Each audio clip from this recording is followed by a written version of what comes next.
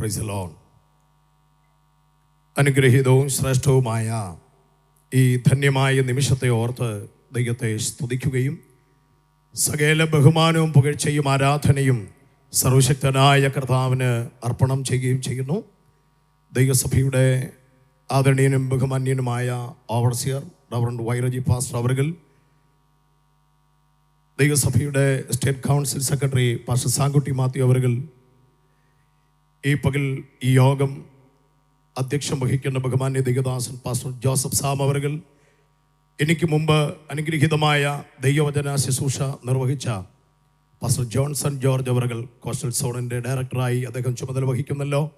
വാത്സല്യ ദൈവദാസൻ pastor A D Johnson അവർകൾ, പാസ്റ്റർ റെജി ടി രാജു അവർകൾ, പാസ്റ്റർ എബ്രഹാം മാത്യു അവർകൾ, അതിയായ ദൈവദാസന്മാർക്കും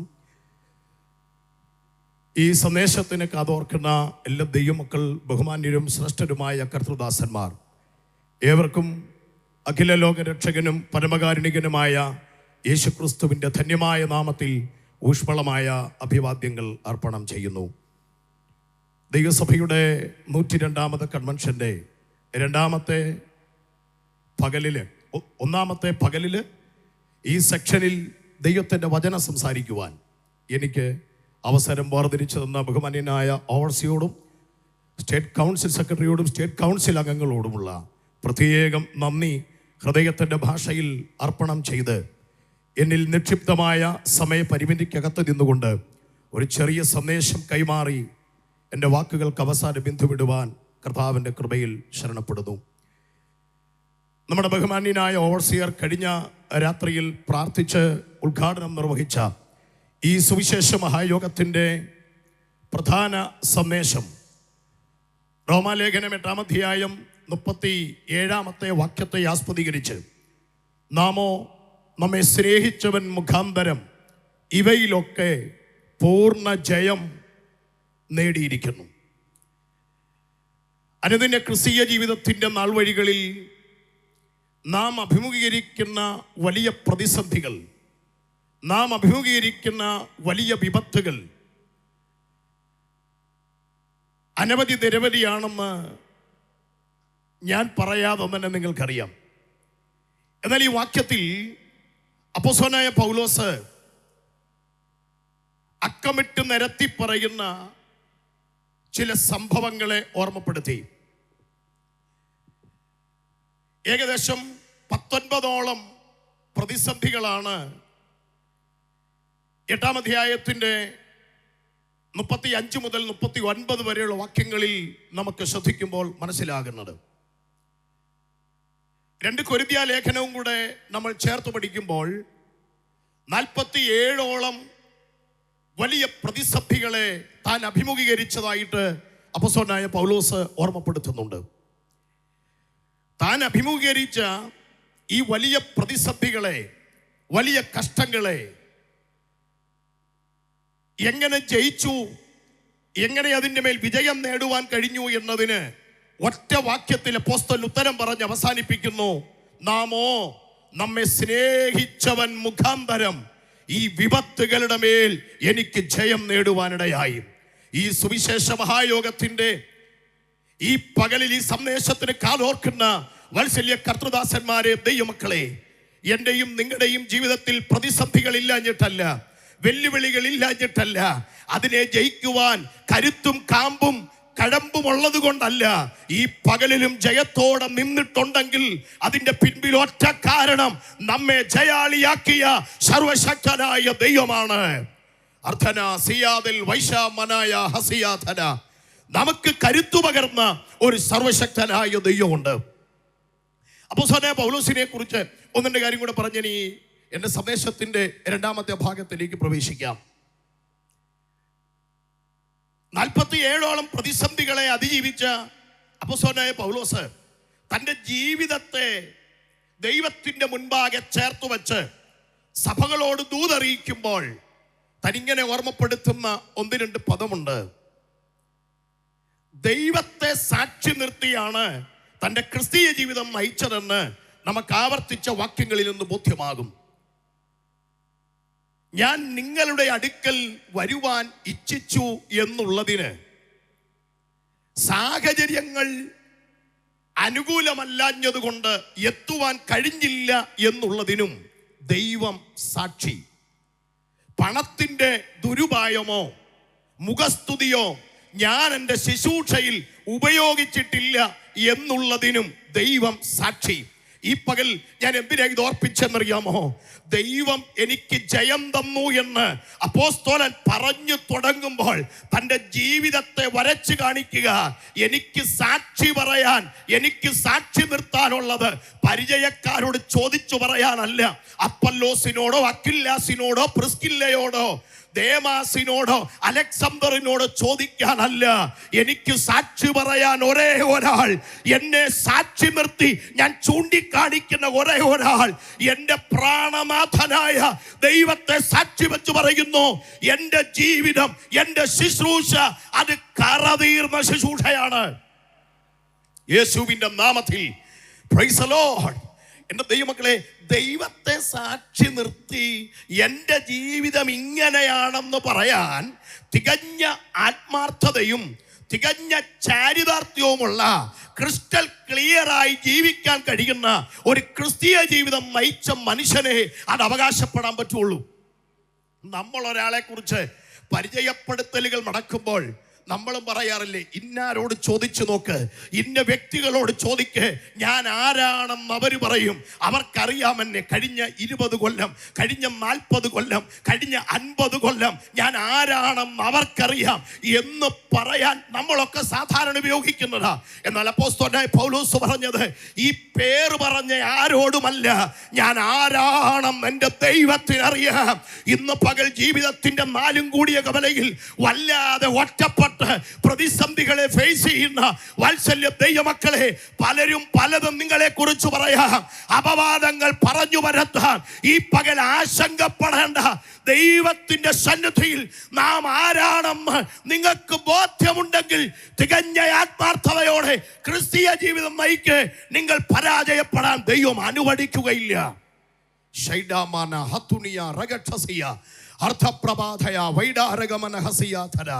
പ്രൈസ് ദി ലോർഡ്. അപ്പോസ്തലന് തികഞ്ഞ ബോധ്യമുണ്ട്, തൻ്റെ ദൈവത്തിന് താൻ ആരാണെന്നറിയാം. Price the Lord. ഇത് പകൽ നമ്മുടെ ജീവിതവും അങ്ങനെ തന്നെ ആയിരിക്കണം. നമ്മെക്കുറിച്ച് മറ്റുള്ളവർ എന്ത് പറയുന്നു എന്നതിന് ചെവി കൊടുക്കാതെ ദൈവവും ഞാനും തമ്മിലുള്ള ബന്ധത്തിൻ്റെ ഊഷ്മളത തിരിച്ചറിയാൻ കഴിയുന്നുണ്ടെങ്കിൽ അതിൽ പരമാനന്ദം വേറൊന്നുമില്ല. പറയുന്നവർ പറയട്ടെ, പ്രവർത്തിക്കുന്നവർ പ്രവർത്തിക്കട്ടെ. എൻ്റെ ദൈവം ജയാളിയായി എന്നോട് കൂടെ ഉള്ള കാലത്തോളം പരാജയപ്പെടുവാൻ എൻ്റെ ദൈവം അനുവദിക്കുകയില്ല. Praise the lord. ഹല്ലേലൂയ. സ്തോത്രം. ഈ പകൽ നിങ്ങളോട് ഈ സന്ദേശം കൈമാറുവാൻ എൻ്റെ ഉള്ളിൽ സ്തോത്രം കർത്താവ് തന്ന ഒരു ധൈര്യവും ബലവും, സ്തോത്രം, എന്നെ ശക്തനാക്കുന്ന ദൈവത്തിൻ്റെ കൃപയാണ്. അപ്പോസ്തലനായ പൗലോസ് ഈ പ്രശ്നങ്ങളുടെയൊക്കെ നടുവിൽ പറയുന്ന ഒരു പദം നിങ്ങൾ ശ്രദ്ധിക്കണം. ഞാൻ എന്നിൽ ബലഹീനനാണ്. 2 കൊരിന്ത്യർ ലേഖനം 12-ാം അധ്യായത്തിൽ വായിക്കുന്നുണ്ടല്ലോ, താൻ അനുഭവിച്ച പ്രതിസന്ധിയുടെ നടുവിൽ അത് മാറിപ്പോയി ഒരു വിടുതൽ കിട്ടാൻ ആവർത്തിച്ച് പ്രാർത്ഥിക്കുമ്പോൾ തമ്പുരാൻ പൗലോസിന് കൊടുത്തൊരു ധൈര്യം, എൻ്റെ കൃപ നിനക്ക് മതി, എൻ്റെ ശക്തി ബലഹീനതയിൽ തികഞ്ഞു വരുന്നതാ. സ്തോത്രം. ചാരത്തും ഓരത്തും ആരെങ്കിലുമൊക്കെ ഉണ്ടെന്നൊരു ബലമല്ല, കൂടെ ദൈവം ഉണ്ടെങ്കിൽ ഏത് പ്രതിസന്ധികളെയും എനിക്ക് മറികടക്കാം, ഏത് വൻ വിപത്തുകളെയും മറികടക്കാം. ദാവീദ് സങ്കീർത്തനത്തിൽ ആവർത്തിച്ച് പറഞ്ഞു, നിന്നാൽ ഞാൻ പടക്കൂട്ടത്തിന്റെ നേരെ പാഞ്ഞു ചെല്ലും, എൻ്റെ ദൈവത്താൽ ഞാൻ മതിൽ ചാടിക്കിടക്കും. ഞാൻ എന്നിൽ കരുത്തുള്ളത് കൊണ്ട് പറഞ്ഞതല്ല, കൂടെയുള്ള ദൈവത്തിന്റെ ബലം എന്നെ ഇതിന് പ്രാപ്തനാക്കുകയാണ്. Praise the lord. ഹല്ലേലൂയ. അപ്പോൾ ഈ വാക്യത്തിന്റെ ആമുഖ ഭാഗം ഞാൻ വിട്ട് ആ വാക്യത്തിന്റെ സമാപന ഭാഗത്ത് നാം ജയിക്കേണ്ട മേഖലകൾ ഏതൊക്കെയാണ് എന്ന് വേഗത്തിൽ ഒന്ന് ഓർമ്മപ്പെടുത്തി എൻ്റെ വാക്കുകൾക്ക് വിരാമം കുറിക്കുവാനാണ് കർത്താവിൻ്റെ കൃപയിൽ ശരണപ്പെടുന്നത്. ജയം പ്രാപിക്കുക അല്ലെങ്കിൽ ജയം നേടുക എന്നുള്ളത് എക്കാലത്തും മനുഷ്യൻ്റെ ഒരു സ്വപ്നമാണ്. ആരും പരാജയപ്പെടാൻ ആഗ്രഹിക്കുകയില്ല. പരാജയം അത്ര കണ്ടും മനുഷ്യന് താല്പര്യമുള്ള വിഷയമല്ല. എല്ലാ മനുഷ്യരും ഏതെങ്കിലുമൊക്കെ നിലയിൽ ജയിക്കണമെന്ന് ആഗ്രഹത്തോടെ ആവേശത്തോടെ ആഗ്രഹിക്കുന്നവരാണ്. പഠിച്ചില്ലെങ്കിലും പരീക്ഷയ്ക്ക് ജയിക്കുക എന്നുള്ളത് കുട്ടികളുടെ ഒരു ആഗ്രഹമാണ്. അപ്പൊ ജയം എന്നുള്ളത് സർവ മനുഷ്യന്റെയും താല്പര്യമാണെങ്കിലും ജയിക്കണമെങ്കിൽ നാം അനുവർത്തിക്കേണ്ട ചില മാനദണ്ഡങ്ങളുണ്ട്. അത് കൃത്യമായി പാലിക്കപ്പെടുമ്പോഴാണ് വിജയം സുനിശ്ചിതമായി മാറുന്നത്. ഈ വാക്യത്തിന്റെ പിൻബലത്തിൽ നമ്മെ സ്നേഹിച്ചവൻ മുഖാന്തരം ഇവയിലൊക്കെ പൂർണ്ണ ജയം നാം നേടിയിരിക്കുകയാണ് എന്ന് അപ്പോസ്തലൻ പറയുമ്പോൾ നാം ഏതൊക്കെ മേഖലകളിലാണ് ജയിക്കേണ്ടത് എന്ന് നമുക്ക് ശാന്തമായി ഒന്ന് ചിന്തിച്ച് മുൻപോട്ട് പോകുവാനായിട്ട് കർത്താവിൻ്റെ കൃപയിൽ ഞാൻ ശരണപ്പെടുകയാണ്. ഒന്നാമത്തെ ചിന്ത, മനുഷ്യന്റെ ദുഷിച്ച സ്വാധീനങ്ങളിൽ നിന്ന് നാം ജയം നേടേണ്ടത് അത്യാവശ്യമാണ്. ദൈവമക്കളെ, നമ്മെ സ്വാധീനിക്കുന്ന വ്യക്തികൾ, നമ്മെ അനുധാവനം ചെയ്യുന്ന വ്യക്തികൾ, നാം പിൻപറ്റുന്നവർ ആരാണെന്ന് തികഞ്ഞ ഒരു ബോധ്യം നമുക്കുണ്ടായിരിക്കണം. അവരുടെ സ്വാധീനത, അവരുമായിട്ടുള്ള ബന്ധം നമ്മെ ദൈവത്തോട് അടുപ്പിക്കുന്നതിനേക്കാൾ നമ്മെ ദൈവത്തോട് അകറ്റുകയാണെങ്കിൽ, അതിനെ ഒഴിവാക്കി അതിൻ്റെ മേൽ ജയം നേടിയില്ലെങ്കിൽ വിജയത്തിനേക്കാൾ വലിയ പരാജയം സംഭവിച്ച് നിത്യത കൈമോശം വരാൻ സാധ്യതയുണ്ട്. Price the lord. സ്തോത്രം. ബന്ധങ്ങൾ ബന്ധനങ്ങളായി മാറരുത്. സ്തോത്രം. നമ്മുടെ ബന്ധങ്ങളെ നാം വളരെ ഗൗരവത്തോടെ കാണണം. എല്ലാ ബന്ധങ്ങൾക്കും കൈ കൊടുക്കരുത്, എല്ലാ ബന്ധങ്ങൾക്കും കാട് കൊടുക്കരുത്. നമ്മെ നിത്യതയോട് അടുപ്പിക്കാത്ത, നമ്മെ ദൈവവചനത്തോട് അടുപ്പിക്കാത്ത, നമ്മെ വിശുദ്ധിയോട് അടുപ്പിക്കാത്ത, നമ്മെ ദൈവത്തിൽ നകറ്റുന്ന ബന്ധങ്ങളോട് ബൈ പറയാൻ തയ്യാറാകുന്ന ഒരു ക്രിസ്തീയ ജീവിതമായിരിക്കണം നമുക്കുണ്ടാകേണ്ടതെന്ന് വിശുദ്ധ തിരുവെഴുത്ത് അസന്നിഗ്ധമായി പ്രഖ്യാപിക്കുകയാണ്. സ്തോത്രം. എല്ലാവരോടും നമുക്ക് പിണക്കമുണ്ടാകണമെന്നല്ല, എല്ലാവരോടും നമുക്ക് വൈരാഗ്യമുണ്ടാകണമെന്നല്ല. പക്ഷേ ദൈവത്തിൻ്റെ വചനത്തിൽ അരുതരുതായികകൾ എന്താണെന്നും ആകാവുന്നത് എന്താണെന്നും നമുക്ക് യോജിച്ചത് എന്താണെന്നും യോജിക്കാത്തത് എന്താണെന്നും വളരെ വ്യക്തമായി ബോധ്യം തരുമ്പോൾ തിരുവെഴുത്തുകളെ പരിശോധിച്ച് ഞാൻ ദൈവവൈതലാണെന്ന തികഞ്ഞ ബോധ്യത്തോടെ അതിനെ ഒഴിവാക്കി എൻ്റെ ക്രിസ്തീയ ജീവിതം മുൻപോട്ട് നയിക്കുക, അതെൻ്റെ ഉത്തരവാദിത്വമാണ്. Price the lord. സ്തോത്രം. ദാനിയേൽ പ്രവാചകന്റെ പുസ്തകം പ്രഥമ അധ്യായങ്ങളിൽ നമ്മൾ വായിക്കുമ്പോൾ എബ്രായ ബാലന്മാരുടെ ഒരു തീരുമാനത്തെക്കുറിച്ച് നമ്മൾ വായിക്കുന്നു. നമുക്ക് പരിചിതമായ വേദഭാഗമാണല്ലോ. രാജാവ് കഴിക്കുന്ന ഭക്ഷണം കൊണ്ടും രാജാവ് കുടിക്കുന്ന വീഞ്ഞുകൊണ്ടും ഞങ്ങളെ തന്നെ അശുദ്ധരാക്കുകയില്ല എന്ന് ആരും നിർബന്ധിച്ചിട്ടല്ല, ഞങ്ങൾ നിശ്ചയിച്ചിരിക്കുകയാണ്. നിർബന്ധമുണ്ടെങ്കിലും ആളുകൾ പറഞ്ഞതിൻ്റെ പേരിലോ വല്ല പരുവത്തിലും ചിലതും പലതുമൊക്കെ ഒഴിവാക്കി മനസ്സോടെ അല്ലാത്ത ഒരു ക്രിസ്തീയ ജീവിതമല്ല ദൈവം ആഗ്രഹിക്കുന്നത്.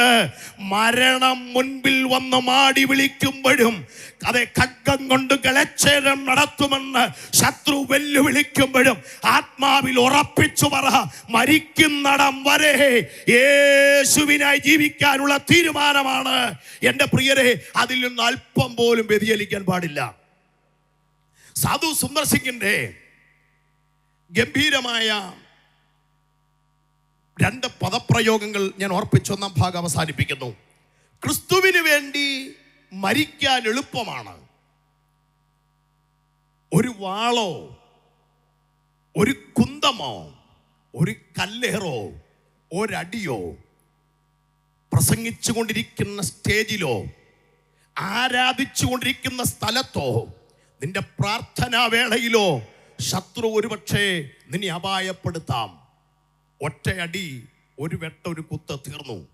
എന്നാൽ ക്രിസ്തുവിന് വേണ്ടി ജീവിക്കണമെങ്കിൽ ഓരോ ദിവസവും മരിക്കണം.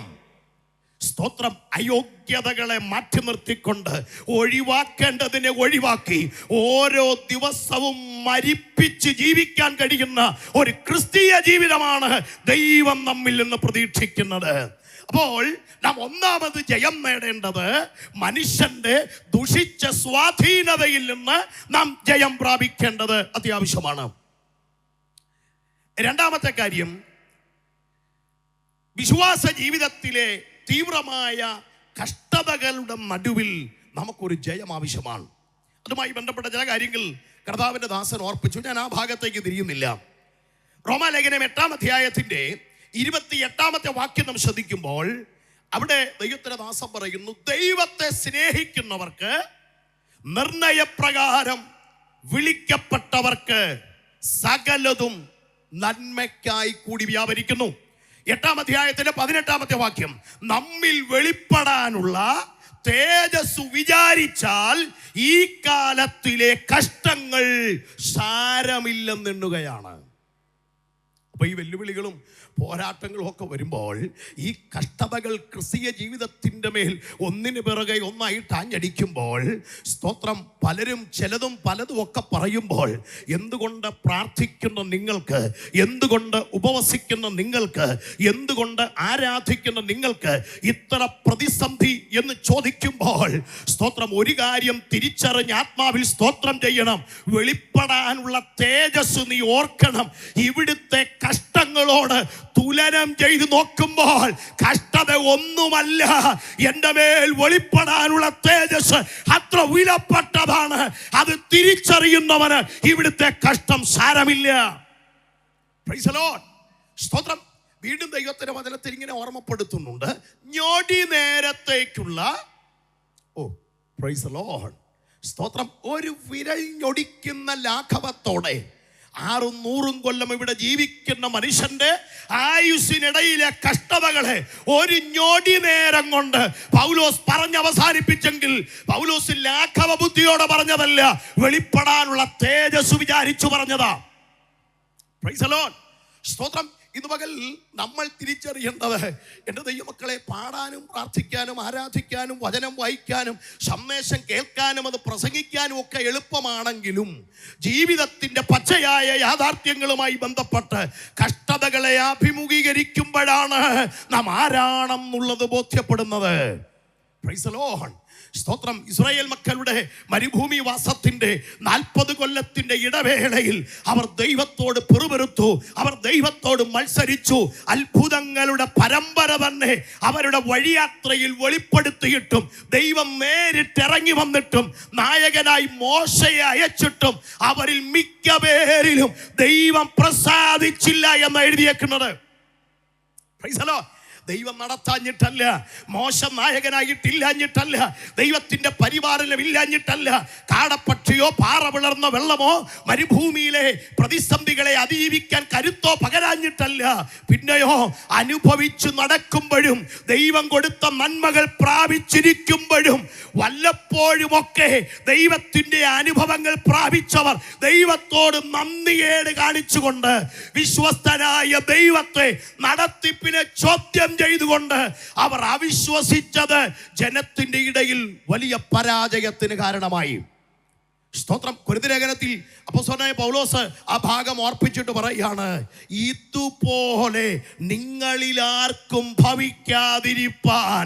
ഇന്ന് പകൽ ദൈവമക്കളെ, കഷ്ടതകൾ ജീവിതത്തിൽ വരുമ്പോൾ ജീവിതത്തിന്റെ നാൾ വഴിയുടെ ദൂരം കൊണ്ടോ, വാഗ്ദത്തം താമസിച്ചത് കൊണ്ടോ, പ്രാർത്ഥനയുടെ മറുപടി താമസിച്ചത് കൊണ്ടോ, ഉദ്ദേശിച്ച കാര്യം നടക്കാത്തതിന്റെ പേരിലോ, ചോദിച്ചത് കിട്ടാത്തതിന്റെ പേരിലോ ദൈവത്തോട് പിറുപിറുക്കുകയല്ല, ദൈവം തരുന്ന അനുഭവങ്ങളിൽ സന്തോഷത്തോടെ സ്തോത്രം പറയാനിടയാകണം. Praise the lord. Praise the lord. കഷ്ടതകളെ അതിജീവിക്കാൻ കരുത്തു തരുന്ന ദൈവത്തിൽ ആശ്രയിക്കണം. എബ്രായ ലേഖനം 12-ാം അധ്യായത്തിന്റെ 3-ാമത്തെ വാക്യത്തിൽ അപ്പോസ്തലനായ പൗലോസ് ഈ പ്രതിസന്ധികളെയൊക്കെ ജയിച്ച് കയറാൻ ഒരു മാർഗം കൂടെ പറയുന്നുണ്ട്.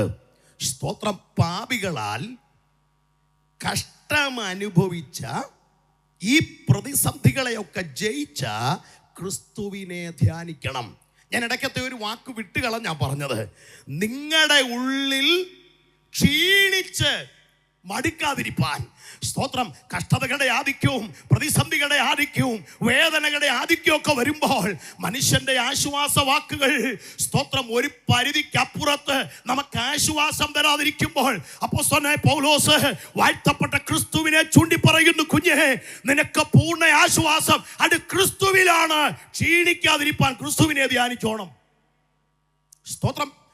രണ്ടാമത്തെ ചിന്ത, സ്തോത്രം, കഷ്ടതകളുടെ മേൽ നമുക്ക് ഒരു ജയം ആവശ്യമാണ്.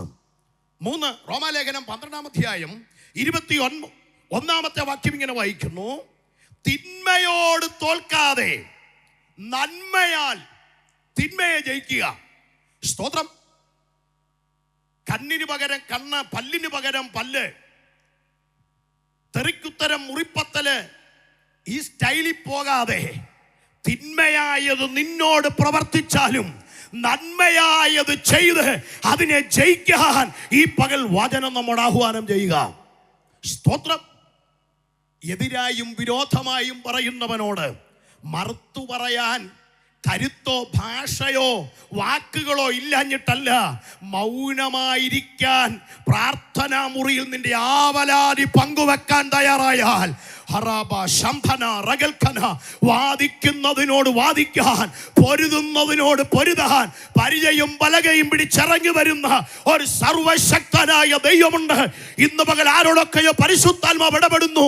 ജീവിതത്തിന്റെ 4 കൂടിയ കവലയിൽ നീ വല്ലാതെ ഒറ്റപ്പെട്ടു പോയി. ചിലരൊക്കെ നിന്നെ ഒറ്റപ്പെടുത്തി.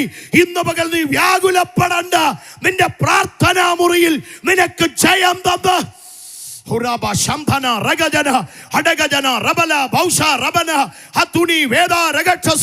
രക്തത്താൽ വചനത്താൽ ജയമെടുക്കുകയാണ്. Praise the Lord. Hallelujah. സ്തോത്രം. കൂടെ നിൽക്കാൻ പലരും കാണുകയല്ല കേട്ടോ, സഹായിക്കാൻ ചിലരും കാണുകയല്ല കേട്ടോ. എന്നാൽ ആശങ്കപ്പെടണ്ട. അപ്പൻ കൈവിട്ടാലും അമ്മ കൈവിട്ടാലും നിന്നെ കൈവിടില്ലെന്ന് വാക്കു പറഞ്ഞ ഒരു സർവശക്തനായ ദൈവമുണ്ട്. ഈ പകൽ ഞാൻ ദൈവത്തിന് മഹത്വം കരയേറ്റുന്നു. സ്തോത്രം. ഈ പകൽ ഈ സന്ദേശം ഞാൻ നിങ്ങളോട് കൈമാറുമ്പോൾ എൻ്റെ ജീവിതത്തിൽ കർത്താവിനെ നടത്തിയ അനുഭവങ്ങൾ, ദൈവം എന്നെ പരിപാലിച്ച വിധങ്ങൾ അതെത്ര വിലപ്പെട്ടതാണെന്നറിയാമോ? സ്തോത്രം. ഒരു കത്തോലിക്ക പുരോഹിതനായി എൻ്റെ ജീവിതം അവസാനിപ്പിക്കണം, ആ നിലയിൽ ജീവിതം മുൻപോട്ട് കൊണ്ടുപോകണമെന്നൊക്കെ ഞാൻ ആഗ്രഹിച്ചത്. ആ നിലകളിൽ എൻ്റെ പ്രാഥമിക വിദ്യാഭ്യാസാനന്തരം സെമിനാരിയിൽ വേദപഠനത്തിന് പോയതാ. യേശുക്രിസ്തുവിൻ്റെ പവിത്രമായ സുവിശേഷത്തിന് ചുമൽ കൊടുക്കാൻ കാലത്തിന്റെ കടന്നുപോക്കിൽ തമ്പുരാൻ എന്നെ മാടി വിളിച്ചപ്പോൾ, സ്തോത്രം, ഹല്ലേലൂയ, ആ പൗരോഹിത്യത്തിന്റെ ചുവട് പിടിച്ച് മുൻപോട്ട് പോകാൻ അനുവദിക്കാതെ സുവിശേഷത്തിന് കാതോർത്ത് ഈ പകൽ ഈ പുസ്തകം ചുമക്കാൻ എന്നെ പ്രാപ്തനാക്കി യോഗ്യനാക്കി നിർത്തിയ ആ ദൈവത്തിന്റെ കൃപയോർക്കുമ്പോൾ ഇന്ന് പകൽ ഞാൻ നന്ദിയോട് ദൈവത്തിന് സ്തോത്രം പറയുകയാ. ഒരു യോഗ്യതയുണ്ടായിട്ടല്ല, ഒരു കഴിവുണ്ടായിട്ടല്ല, പുസ്തകം ചുമന്നു എന്ന ഒറ്റ കാരണത്താൽ ഇതുവരെയും നിൽക്കുവാൻ ദൈവ കൃപ തന്നെങ്കിൽ ഞാൻ ഓർമ്മപ്പെടുത്താം, തളരാൻ എൻ്റെ ദൈവം അനുവദിക്കില്ല. സ്തോത്രം. വളർത്താൻ ആളുണ്ടായിട്ട് വളർന്നതല്ല, പരിപാലിക്കാൻ ആളുണ്ടായിട്ട് ഇതുവരെ എത്തിച്ചേർന്നതല്ല.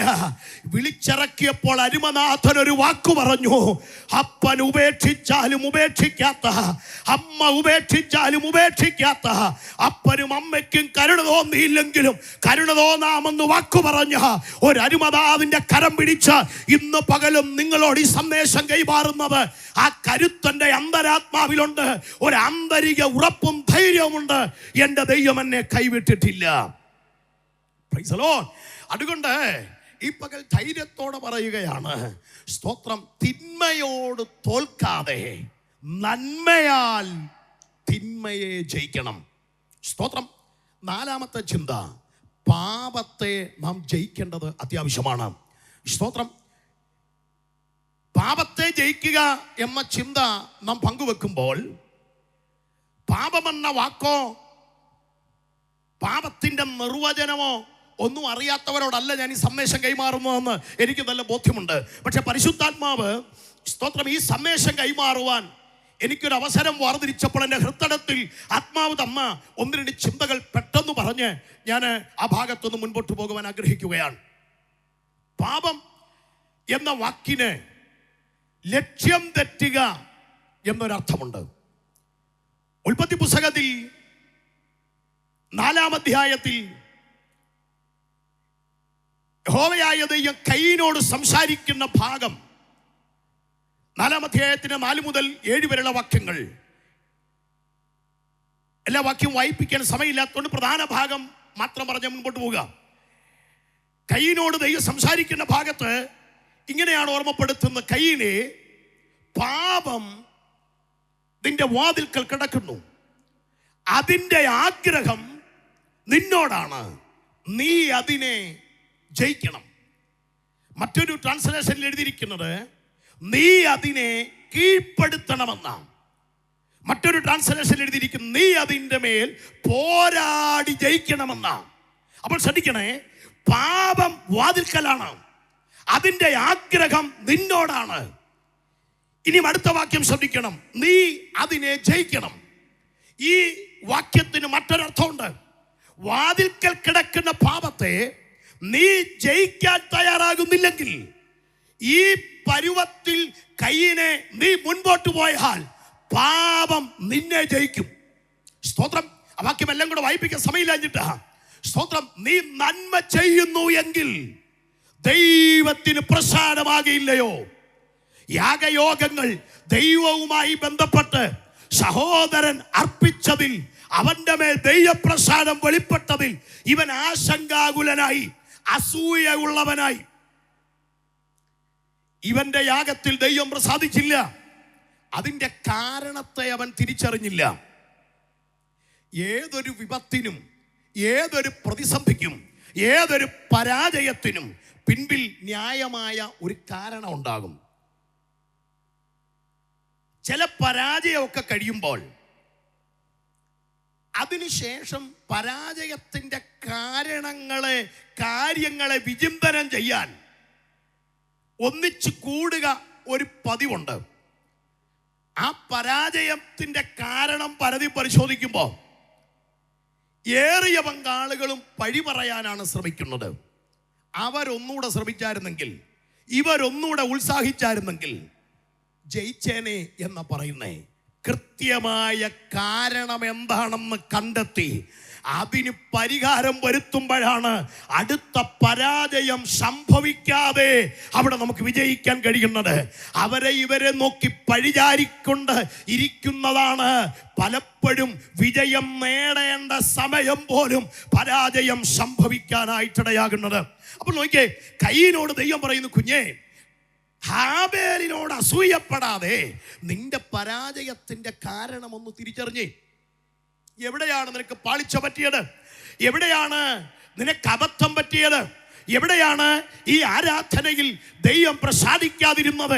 എന്തുകൊണ്ടാണ് ഈ ആരാധന ദൈവത്തിന് സ്വീകാര്യമാകാതിരുന്നത്? ആ തിരിച്ചറിവിലാണ് നിനക്ക് വിജയിക്കാൻ കഴിയുന്നത്. അതുകൊണ്ടാണ് ഓർപ്പിച്ചത്, നീ ദൈവത്തിന് പ്രസാദമുള്ളത് ചെയ്താൽ ദൈവം നിന്നെ പ്രസാദിക്കും. ഇല്ലെങ്കിലോ വാതിൽക്കലായ പാപം നിന്റെ മേൽ ആധിപത്യം നടത്താനിടയാകും. സ്തോത്രം. മറ്റൊരാളുടെ ചിന്ത കടമെടുത്ത് ഞാൻ പറയുന്നു, ആകാശത്തൂടെ പറക്കുന്ന പക്ഷിയെ മുഴുവൻ വലവിരിച്ച് പിടിച്ചു മാറ്റിയിട്ട് നിനക്ക് സ്വതന്ത്രമായി പക്ഷികൾ പറക്കാത്ത ആകാശത്തിൻ്റെ കീഴിലൂടെ സഞ്ചരിക്കാൻ ഒക്കുകയില്ല. എന്നാൽ പറന്നു പോകുന്ന പക്ഷിയെ തടയണ്ട, അത് നിന്റെ തലയിൽ കൂടുവെക്കാൻ അനുവദിക്കാതെ രണ്ട് കരങ്ങളും സ്വാതന്ത്ര്യത്തോടെ ഉപയോഗിക്കാൻ നിനക്ക് കരുത്തുള്ള കാലത്തോളം അതിനെ ആട്ടിപ്പായിക്കാൻ നിന്നെ കൊണ്ട് കഴിയും. സ്തോത്രം. പാപത്തെ മാടി വിളിക്കാതെ, പാപത്തിന് അവസരം കൊടുക്കാതെ, പാപം നമ്മുടെ മേൽ ജയിക്കാൻ അനുവദിക്കാതെ, സ്തോത്രം, കൃപയിൽ ആശ്രയിച്ച് ദൈവകൃപയിൽ ശരണപ്പെട്ട് പാപത്തെ ജയിക്കാൻ ദൈവസഭ കരുത്തു നേടേണ്ടത് ആവശ്യമാണ്. Price the Lord. പാപത്തെ ജയിക്കാൻ ഒത്തിരി കാര്യങ്ങൾ. എങ്ങനെയാണ് പാപത്തെ ജയിക്കേണ്ടത്? പാപത്തിന് നമ്മുടെ മേലുള്ള സ്വാധീനത എന്താണ്? സ്തോത്രം, അതൊക്കെ വിശദമായിട്ട് ചിന്തിക്കേണ്ടതാണ്. പക്ഷേ ഏതാനും മിനിറ്റുകൾക്കുള്ളിൽ എൻ്റെ സന്ദേശത്തിന് ഫുൾ സ്റ്റോപ്പ് ഇടാൻ നിർബന്ധിതനാകുന്നതുകൊണ്ട് ഞാൻ അത്തരം വിശാലമായൊരു ചിന്തയിലേക്കൊന്നും പോകുന്നില്ല. ഒറ്റ കാര്യം പറഞ്ഞു നിർത്തുക. ഈ പാപത്തെ ജയിക്കാൻ ഒറ്റ കാര്യം ചിന്തിച്ചാൽ മതി. എനിക്കു വേണ്ടി, സ്തോത്രം, കൊലോസ്യ ലേഖനം, എഫെസ്യ ലേഖനം, ഫിലിപ്പിയ ലേഖനം, ഗലാത്തി ലേഖനം, റോമാലേഖനം ചേർത്ത് വെച്ച് പറയുന്നു, മുൻപേ നിങ്ങൾ ഈ ലോകത്തിൻ്റെ കാലഗതിയെയും അനുസരണക്കേടിൻ്റെ മക്കളിൽ ഇപ്പോൾ വ്യാപരിച്ച ആത്മാവിനും അധീനരായിരുന്നു. മുമ്പേ നിങ്ങൾ പാപത്തിന് അധീനരായിരുന്നു. മുമ്പേ നിങ്ങൾ അധർമ്മത്തിൻ്റെ കീഴെ ബന്ധിക്കപ്പെട്ടവരായിരുന്നു. എന്നാൽ ഈ പാപമെന്ന മഹാവിപത്തിൽ നിന്ന് നിന്നെ പുറത്തു കൊണ്ടുവന്നത് അതേ കാൽവറിയിൽ പിടഞ്ഞു മരിച്ച യേശുനാഥനാണ്. സ്തോത്രം. ഈ ചിന്ത നിന്റെ അകത്തുണ്ടെങ്കിൽ ക്രിസ്തുവിനോടുള്ള സ്നേഹത്താൽ ഈ പാപത്തെ നമുക്ക് ജയിക്കാൻ കഴിയും. സ്തോത്രം. ഞാൻ ആരാണെന്നൊരു തികഞ്ഞ ബോധ്യം എനിക്കുണ്ടാകണം. യേശുവും ഞാനും തമ്മിലുള്ള ബന്ധം എന്താണ് എന്നൊരു തികഞ്ഞ ബോധ്യമുണ്ടെങ്കിൽ പാപമെന്ന മഹാവിപത്തിൽ നിന്ന് എനിക്ക് ജയം നേടാൻ പറ്റും. സ്തോത്രം. ഞാൻ പാപത്തിൻ്റെ ഡെഫിനിഷൻ പറഞ്ഞപ്പോൾ ഓർപ്പിച്ചല്ലോ, ലക്ഷ്യം തെറ്റിക്കുക. ലളിതമായി ചിന്തിച്ചു, ഞാനും ദൈവവും തമ്മിൽ, എൻ്റെ ദൈവം എന്നെക്കുറിച്ച് ആഗ്രഹിച്ച ഒരു ലക്ഷ്യമുണ്ട്. ഞാൻ എത്തിച്ചേരണമെന്ന് ദൈവം ആഗ്രഹിച്ച ഒരു തലമുണ്ട്. ഞാൻ എത്തിപ്പിടിക്കണമെന്ന് ദൈവം ആഗ്രഹിച്ച ചില മേഖലകളുണ്ട്. അതിന് നമ്മെ അനുവദിക്കാതിരിക്കുന്ന, ആ ലക്ഷ്യത്തിലേക്ക് നമ്മെ കൊണ്ടുവരാതിരിക്കുന്ന പാപത്തിൻ്റെ സകല പദ്ധതികളുടെ മേൽ ഇന്ന് പകൽ ആത്മാവിൽ ഒരു ജയം നേടേണ്ടത് അത്യാവശ്യമാണ്. സ്തോത്രം. അഞ്ചാമത്തെ ചിന്ത, അകാരണമായ ഭയത്തിനും പരീക്ഷകളുടെയും മേൽ നമ്മൾ ജയം തരണം. പെട്ടെന്ന് പറഞ്ഞ് അവസാനിപ്പിക്കുന്നു. സങ്കീർത്തനം 27:1-2, സങ്കീർത്തനം 46:1-2 വാക്യങ്ങൾ. സ്തോത്രം. പർവ്വതങ്ങൾ ഇളകി വരുന്ന പോലെ, തിരമാലകൾ ആർത്തലച്ചുയർന്നു വരുന്നത് പോലെ വൻ വിപത്തുകളുടെ പരിശോധന, അകാരണമായ ചില ഭയങ്ങൾ ദൈവജനത്തെ വല്ലാതെ അലോസരപ്പെടുത്തുമ്പോൾ ഇന്ന് പകൽ അതിൻ്റെ മേൽ ജയം നേടണം. കാരണമുള്ള ഭയമല്ല, അകാരണമായ ചില ഭയങ്ങൾ വിശ്വാസ ജീവിതത്തിൽ നീ ഉറപ്പായി നിൽക്കുവാൻ അനുവദിക്കാതെ, പ്രാർത്ഥനയിൽ സ്ഥിരതയോടെ നിൽക്കാൻ അനുവദിക്കാത്ത, ശരിയായി നീ ആരാധിക്കാൻ അനുവദിക്കാത്ത, വിശ്വാസത്തിന്റെ സ്ഥിരമായ ഓട്ടത്തിൽ നിനക്ക് സ്ഥിരത ലഭിക്കുവാൻ അതേ സാധ്യമാകാത്ത വിധത്തിൽ അകാരണമായ ചില ഭയത്തിന് അടിമകളായവർ ഇന്ന് പകൽ ആത്മാവിൽ അതിന്റെ മേൽ ജയം നേടണം. Praise the Lord. Hallelujah. ഇനിയും സ്തോത്രം, ജയം തരുന്ന ഏക മാർഗം കർത്താവായ യേശു ക്രിസ്തുവാണ്. Praise the Lord. Hallelujah. സർവത്തിൻ്റെ മേൽ ജയം തരുന്ന സർവശക്തനായ ദൈവം. ഹല്ലേലൂയ. സ്തോത്രം. ഞാൻ എൻ്റെ വാക്കുകൾക്ക് ഇവിടെ വിരാമം കുറിക്കുകയാണ്. പ്രാർത്ഥനയുടെ കരമുയർന്ന് പർവ്വതത്തിൻ്റെ മുകളിൽ മോശ കരമുയർത്തിപ്പിടിച്ചിരിക്കുകയാണ്. താഴ്വരയിൽ വലിയൊരു യുദ്ധം നടക്കുന്നു. താഴ്വരയിലെ യുദ്ധത്തിൽ അഹരോനും ഹൂരും ശ്രദ്ധിച്ചപ്പോൾ അവർക്കൊരു കാര്യം മനസ്സിലായി. താഴ്വരയിൽ ജനം പരാജയപ്പെടുന്നു.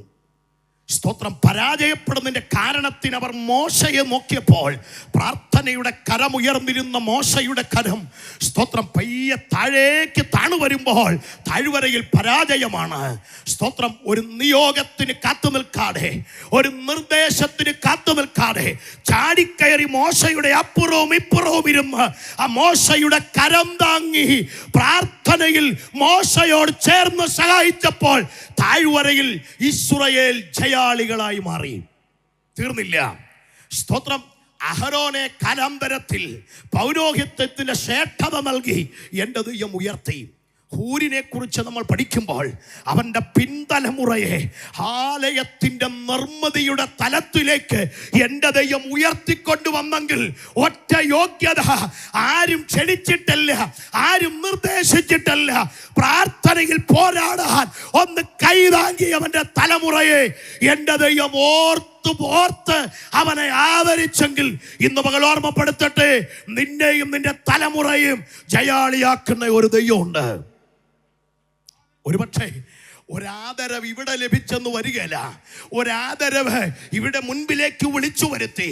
സ്തോത്രം. കൗൺസിലിന്റെ മുൻപിലോ ഈ മഹായോഗത്തിൽ കൂടി വന്ന ജനത്തിന്റെ മുൻപിലോ ആദരിച്ചെന്ന് വരികയില്ല. പക്ഷെ അസന്നിഗ്ധമായ ഒരു കാര്യം ഞാൻ പറയാം, അതെല്ലാവർക്കും എല്ലായ്പ്പോഴും നടക്കുന്ന കാര്യവുമല്ല. പക്ഷെ വിളിച്ച ദൈവം വിശ്വസ്തൻ. Praise the Lord. കൈവിടുകയില്ല, ഉപേക്ഷിക്കുകയില്ല.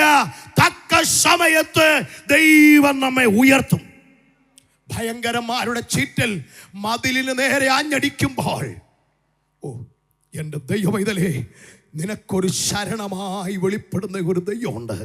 ഇന്ന് പകൽ ആ കർത്താവിൻ്റെ കൃപയിൽ ശരണപ്പെട്ടുകൊണ്ട് സർവത്തിൻ്റെ മേലും ജയം തരുന്ന സർവശക്തനായ ദൈവത്തിൻ്റെ കൃപയിൽ ശരണപ്പെട്ടുകൊണ്ട് പവിത്രമായ ഊഷ്മളമായ ബന്ധം കാത്തു സൂക്ഷിച്ചുകൊണ്ട് ഒരു ധന്യമായ ക്രിസ്തീയ ജീവിതത്തിന് സർവശക്തനായ ദൈവം ഏവർക്കും ഇട നൽകട്ടെ എന്ന് ഓർമ്മപ്പെടുത്തി ആ വാക്യം ഒരിക്കലൂടെ ഓർപ്പിച്ച് അവസാനിപ്പിക്കുന്നു. നാമോ നമ്മെ സ്നേഹിച്ചവൻ മുഖാന്തരം ഈ സകല പ്രതിസന്ധികളുടെ മേൽ ജയം നേടിയിരിക്കുന്നു. ഒരു നിമിഷം നമ്മുടെ കണ്ണുകളൊന്ന് ദൈവസന്നിധിയിൽ അടച്ചു. ഈ പകലിൽ ദൈവത്തിൻ്റെ പരിശുദ്ധാത്മാവിൻ്റെ മഹാസാന്നിധ്യം നമ്മുടെ ക്രിസ്തീയ ജീവിതത്തിൻ്റെ നാൾവഴികളിൽ വെളിപ്പെട്ട് ഒരു ധന്യമായ ഊഷ്മളമായ ബന്ധം അനുദിനം കാത്തു സൂക്ഷിക്കുവാൻ സർവശക്തനായ കർത്താവ് നമുക്കിട നൽകേണ്ടതിനായി നമുക്ക് ദൈവത്തോട് പ്രാർത്ഥിക്കാം. പ്രിയ പിതാവേ, അവിടുത്തെ സന്നിധിയിൽ ഞങ്ങൾ ഒരുമിച്ച് ചേർന്ന് വരുന്നു. ഈ പകലിങ്ങനെ കൂട്ടായ്മ തന്നതിനായി സ്തോത്രം. ദൈവവചനത്തിലൂടെ ശുശ്രൂഷിപ്പാൻ തന്ന അവസരത്തിനായും നന്ദി പറയുന്നു. അങ്ങയുടെ ദാസന്മാരെ, ദൈവമക്കളെ, ദൈവസഭയുടെ നേതൃനിരയെ, ഞങ്ങളുടെ ഓർച്ചറെ ഞങ്ങൾ ഓർത്ത് സ്തോത്രം ചെയ്യുന്നു. എല്ലാവരെയും ദൈവം ആദരിക്കണമേ. സർവ്വ ബഹുമാനവും പുകഴ്ചയും ഞങ്ങൾ കർത്താവിന് അർപ്പണം ചെയ്യുന്നു. പിതാവേ, പ്രാർത്ഥന കേൾക്കുമാറാകണമേ. ആമേൻ. കർത്താവ് അനുഗ്രഹിക്കട്ടെ. സമയം അനുവദിച്ച ഓവർസിയർക്കും സ്റ്റേറ്റ് കൗൺസിലും ഒരു പ്രാവശ്യം കൂടെ നന്ദി ചൊല്ലി വാക്കുകൾക്ക് അവസാന ബിന്ദുവിടുന്നു. നമ്മേവരെയും കർത്താവ് സഹായിക്കട്ടെ.